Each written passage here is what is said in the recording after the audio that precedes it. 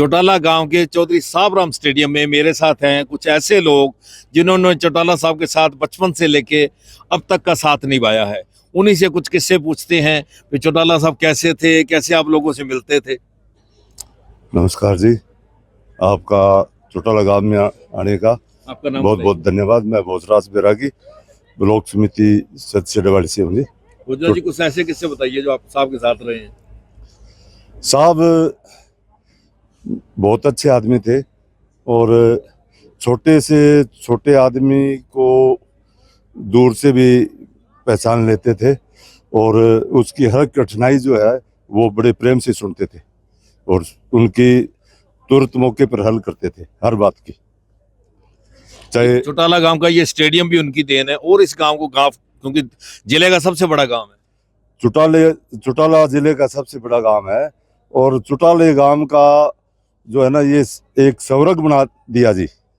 यहाँ पहले जोड़ हुआ करते थे, 3-4 जोड़ हुआ करते थे, बड़ी बड़ी पाड़े हुआ करती थी। ये चोर साहब की सोच थी। वे यहाँ एक जो है प्रदेश स्तर का एक यहाँ ये स्टेडियम बनाया है जी। 2 स्टेडियम है जी यहाँ। एक पहले भी स्टेडियम था और एक अब ये बड़ा स्टेडियम और बना दिया है। वो स्टेडियम है वो भी अब इंडोर स्टेडियम में मतलब वो तब्दील हो रहा है। और ये वॉलीबॉल का यहाँ जो है प्रदेश स्तर का राष्ट्रीय जो है ये वॉलीबॉल का यहाँ मतलब खेल हाँ होते रहते थे जी। 87 की जब चौटाला साहब की सरकार थी, चौबे सिंह खेल संघ के प्रधान थे, तब उन्होंने यहाँ बड़े बड़े प्रोग्राम करवाए, बहुत बड़े बड़े प्रोग्राम कराए थे वॉलीबॉल के यहाँ। हाँ टूर्नामेंट जो है ना राष्ट्रीय स्तर के टूर्नामेंट हुए, बॉयज के और गर्ल्स के भी, और खूब बढ़िया मतलब टॉप के मतलब यहाँ चैंपियनशिप रही है जी।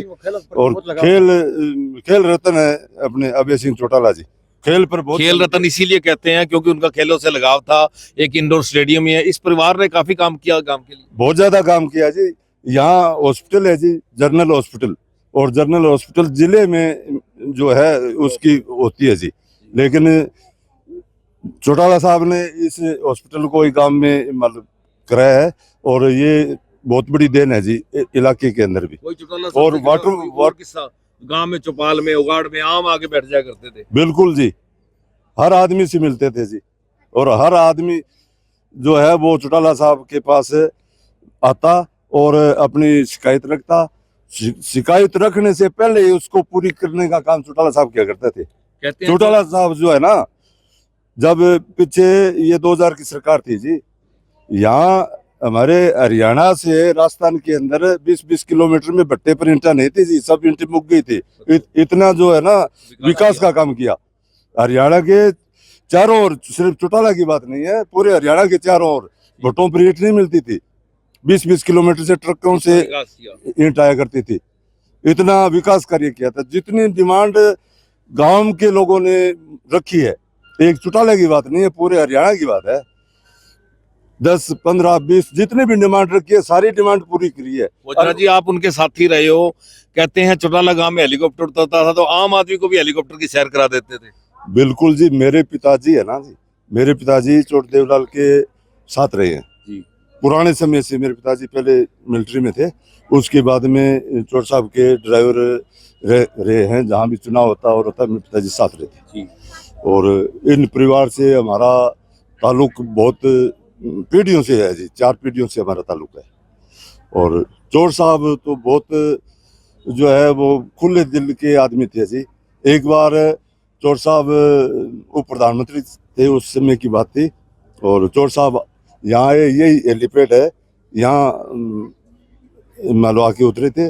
और इस स्टेज पर यहाँ जो है ये लेबर जिसको हम बोलते हैं, जो सड़क बनाने वाले होते हैं राजस्थान के, तो वे लोग यहाँ आए हुए थे, हेलीकॉप्टर को देख रहे थे। चोर साहब ने पूछा भी आप कैसे आए हो? बोल साहब ये आपका उड़न खटोला है ना जी, ये हमारा देखा हुआ नहीं है, देखने आए हैं।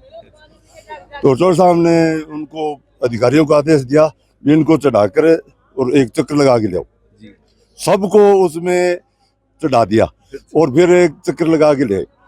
वे बड़े खुश हुए। फिर चोर साहब का घर यहाँ नजदीक ही था, वे सब चोर साहब के पास गए। बोल साहब हमने तो इस कटोले को हमने देखा ही नहीं था, आपने चक्कर कटवा दिया। बोले आप कहाँ रहते हो? बोले जी सड़क पर रहते हैं। बोले सड़क पर रहते हो? बोले हाँ। तो उनमें एक लेडीज भी थी, वो प्रेग्नेंट थी। जी तो चोर साहब ने सरपंच को तुरंत आदेश किया भी ये जितने परिवार है सबको एक एक प्लाट दे, गांव में एक एक पक्का मकान बना के दे। जी तो एक एक सबको प्लाट दिया और एक एक मकान बना के दिया। आज भी बस्ती है जी उनकी। मतलब ये 100 गज के प्लाट देने का आइडिया उस दिन से निकला। उस दिन से सिर्फ प्लाट ही नहीं जी, मकान भी बना के दिया है, पूरा घर बना के दिया हमको। और वो आज भी 250 परिवार हमारे गांव में रहते हैं। और जो प्रेग्नेंट वो लेडीज थी, जी वो बोले भी इनको, बोले जी कुछ खाना पीना तो बस जो कुछ सूखा मिसा वही खाते हैं। चोर साहब ने जो है ना आदेश दे के और जनचा मंचा की योजना शुरू की। 500 रुपये 1000 रुपये उस टाइम में घी के और जो जमावना बोलते हैं जी जी उसका है ना, वो चोर साहब ने लागू किया था भी। एक गरीब परिवार है, वो घी वगैरह मतलब वो जापे का पूरा सामान नहीं खरीद पाते, तो उसकी सरकार ने मतलब जो है वो योजना बना जी आपने बड़े किस्से तो देवीलाल जी के, चौटाला साहब के सुनाए। अब अगली पीढ़ी जो है, आपके गांव के लोग क्या चाहते हैं? परिवार एक हो। अभय सिंह जी आगे अब खेलों का मतलब आपने कहा भी यहाँ स्टेडियम में इन्होंने बड़े प्रोग्राम भी करवाए हैं। आगे क्या उम्मीद है? अभी एक जो किसान नेता की परंपरा चल रही थी, ये आगे चलेगी? बिल्कुल जी। अभय सिंह चौटाला अपने पिताजी और अपने दादा के नक्शे कदम पर मतलब आगे बढ़ रहे हैं। और बल्कि मैं तो कहूँगा उनसे जो है कदम ताल पूरी मिला के चल रहे हैं, बिल्कुल पीछे नहीं है। अभय सिंह चौटाला ने आपने देखा है पीछे जो किसानों का आंदोलन हुआ था, उस आंदोलन के अंदर अभय सिंह चौटाला की एक सीट थी और उस सीट को जो है वो इस्तीफा दे दिया था जी। पूरे भारत में एक ही था। पूरे भारत में नहीं जी, विश्व में ये एक रिकॉर्ड है जी। कोई हमने, मेरी 60 साल से ऊपर आयु होगी, मैंने कभी कोई न्यूज ऐसी नहीं देखी भी किसी किसानों के प्रति किसी एमएलए ने छोड़, किसी सरपंच ने ही कोई मतलब पद नहीं छोड़ा जी। बिल्कुल। कांग्रेस राजनीति करती है, दूसरी पार्टी सभी राजनीति करते हैं, लोग करते, वो राजनीति करते हैं, ये सेवा करते हैं, राजनीति नहीं करते। इनका मतलब है भी किसान का, ग्रामीण का, कमेरे वर्ग का जो है ना उत्थान होना चाहिए। वजराज जी के कुछ और चौटाला गांव के साथी हैं, उनसे भी बात करते हैं। कोई किस्सा सुनाइए चौटाला साहब के टाइम का। चौटाला साहब बहुत गरीब आदमी की सुना करते थे। हर गली मोहल्ले में जब भी आया करते थे, वो हर घर में जाया करते थे, चाहे वो सीएम थे चाहे सीएम ना थे। कभी उन्होंने अपने गाँववासियों के या आसपास के जहाँ भी उनका वर्चस्व था, किसी के ये ना मिलने का उनका सौदा नहीं था। चाहे वो आम आदमी से मिलते आम आदमी से ब्याह शादी कांड मुकांड जाया करते थे। मैं जयचंद बैरागी समाज का जिला प्रधान सिरसा से। गांव मेरा दड़बी है। मेरे जो ताऊ जी थे चंद्रपाल जी चौधरी देवीलाल के बड़े मित्र थे। 77 में जब उनकी सरकार बनी थी तो चौधरी देवीलाल का खाना हमारे घर था। उस टाइम जिस दरवाजे में चौधरी साहब ने खाना खाया, वो दरवाज़ा तब तक मेरे ताऊ जी जिंदा रहे, दिसंबर 2022 तक, तब तक वो दरवाज़ा उन्होंने वैसे के वैसे रखा। उनके मरने के बाद उनके पोते ने वहाँ अब नया मकान बनाया, तो उनकी याद थी। वो हमारे को अब भी यूँ लगता है कि चौधरी देवीलाल हमारे परिवार के सदस्य थे और हम ही उनके परिवार के सदस्य की तरह रहे। 77 से मुझे जानकारी है, उससे पहले का मुझे इतिहास पता नहीं। 87 में जब 82 में जब चौटाला साहब से जुड़ा किस्सा। चौटाला साहब से जुड़ा। चौटाला साहब भी जब सीएम थे, उसके बाद चुनाव था, उसके बाद दड़ भी गए थे, तो उन्होंने हमारे गांव में बिजली घर दिया। बिजली घर का नींव पत्थर रखा जो आज भी चालू है, पूरे गांव को उसकी सुविधा मिल रही है। तो बीच में चुनाव मेरे ध्यान में नहीं आया कौन सा, उसमें टिकट नहीं दी थी, बीजेपी के साथ समझौता हो गया था। सेठ गोपीचंद आज़ाद उम्मीदवार लड़े थे, तो कंबोज बिरादरी चौटाला साहब से नाराज हो गई थी उस इलेक्शन में। उसके बाद फिर चौधरी साहब का दौरा था दड़बी के अंदर, तो उन्होंने ठेठ हरियाणवी में अपनी भाषा में कहा कि जब कोई रूस जाता है तो उसके मनाने के लिए 2 ही फंक्शन होते हैं, तो या तो ब्याह शादी में मनाए जाते हैं या फिर इलेक्शनों में। तो कंबोजों को उन्होंने ये संबोधित किया था, भाई अब मैं तुम्हें मनाने के लिए आया हूँ। और उसके बाद कंबोज दोबारा फिर इनेलो पार्टी के साथ जुड़ गए। मेरे गांव से जिला परिषद का चेयरमैन रहा हुआ है विनोद कंबोज। तो चौटाला साहब भी बड़े दरिद्रिया इंसान थे, लौह पुरुष के नाम से आज जाने जाते हैं। पूरे हरियाणा में क्या पूरे भारत के अंदर उनकी छवि का डंका बजता है। गुरदेव सिंह विरक, पूरे हरियाणा से मेरी पूरी टीम आज स्वर्गीय ओम प्रकाश चौटाला जी को श्रद्धांजलि अर्पित करने आए थे। और कल भी पूरी हरियाणा से पूरे बढ़ चढ़ कर पूरी टीम आएगी, क्योंकि जो स्वर्गीय ओम प्रकाश चौटाला जी थे वो किसान और मजदूर के मसीहा थे। उन्होंने पूरे समाज को एकजुट करके राजनीति की और पूरे समाज का भला किया। जो उन्होंने पूरे हरियाणा स्टेट में काम किए हैं वो आज तक कोई सरकार भी काम नहीं कर सकी, क्योंकि आप किसान नेता हैं। अभय सिंह एक ऐसे नेता थे जिसने इस्तीफा दिया, किसानों के हक में कोई और नेता नहीं आया।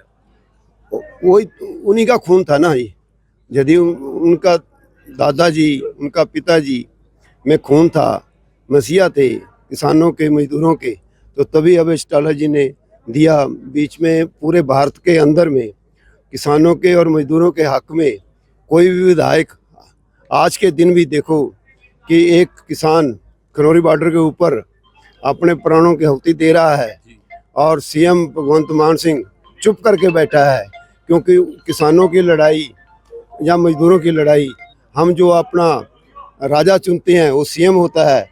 ये सीएम को दिल्ली में आवाज जाके उठानी चाहिए और हमारी लड़ाई उसको खुद लड़नी चाहिए। जो आज मजदूर और किसानों में सड़कों पे और सर्दी के अंदर, ठंड के अंदर बाहर सोए हुए हैं, और जो सरकारें इस बार भी समर्थन दिया, जो सरकारें पहले हमारे को सरदार सिख कौम को आतंकवादी अंकवादी बोलती थी, आज वो सारे हथियार छोड़ के अपने प्राणों की आहुति दे रहे हैं। और तब भी सरकारें सोई हुई हैं, उनकी आंखों के, उनके कानों के अंदर कोई गूंज नहीं आ रही कि किसान एक ने आहुति दे दी है, हम जाके उसका पता करें। प्रधानमंत्री हमारे सोए हुए हैं कुंभकर्ण की तरह, 6 महीने सोए रहते हैं और 6 महीने जागते रहते हैं। जय जवान जय किसान। चौटाला साहब से जुड़ा कोई किस्सा, अपना नाम बताओ। अजय सिंह नेहरा, पूर्व प्रधान हरियाणा रोडवेज। चौटाला साहब तो एक ऐसी शख्सियत थे जो दोबारा मेरे ख्याल में दुनिया में पैदा होने की गुंजाइश नहीं है। वो किसानों के, मजदूरों के, वर्करों के इतने तेजी थे। एक बार मैं भी चंडीगढ़ निवासी में चौटाला साहब सीएम बने थे, मैं भी उनके पास, हम 2 लड़के गए उनके पास ट्रांसफ़र के लिए, एप्लीकेशन दी और 1 हफ्ते के अंदर ही ट्रांसफ़र हो गए आ गई हमारे पास। और लेकिन कहने लगे भाई और काम हो तो और बताओ, घर परिवार ठीक है, सुख है?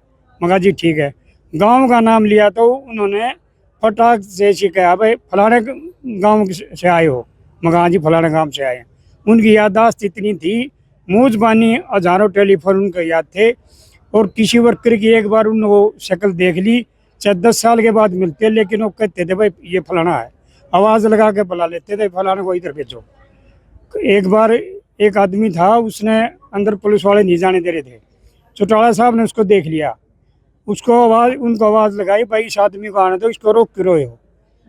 बोला जी हमारी तो ड्यूटी है। बोले ड्यूटी तुम्हारी नहीं है, तुम्हारी ड्यूटी बाहर खड़े हो, और लेकिन इस आदमी को आने दो। वो सीधा उनके पास गया और जो काम था वो करवा, 1 मिनट में उसका काम करके और उसको भेज दिया। और काम हो तो और बताओ। तो इतने बढ़िया आदमी, इतने मतलब जेल होने के बाद 10 साल की, उसके बाद भी उनके मतलब चेहरे पर कोई शिकन नहीं थी। उनके बाद भी हम मिले, लेकिन फिर भी वो यूँ कहेंगे अब की बार राज पड़ा होगा, घबराने की जरूरत नहीं, अगर नौकरी लगानी पड़ी तो फिर भी इसी तरह लगाऊंगा चाहे मेरे को फांसी हो जाएगी। लेकिन वो जो नौकरी लगाए थे, जिसके बारे में उनको जेल हुई थी, वो आज भी नौकरी कर रहे हैं, उनकी प्रमोशन भी होगी और उनमें से कुछ रिटायर भी हो गए। उनका कुछ बिगड़ा नहीं, लेकिन ये झूठे उसमें फंसा गए, इनको जेल भी हुई और वह जेल भी काटी, हंसते हंसते काटी, और कोई शिकन नहीं। ये थे चौटाला साहब के साथ रहने वाले कुछ लोग, जिन्होंने उनसे जुड़े अपने किस्सों को हमारे साथ साझा किया। हरियाणा तक के लिए सिरसा से बलजीत सिंह।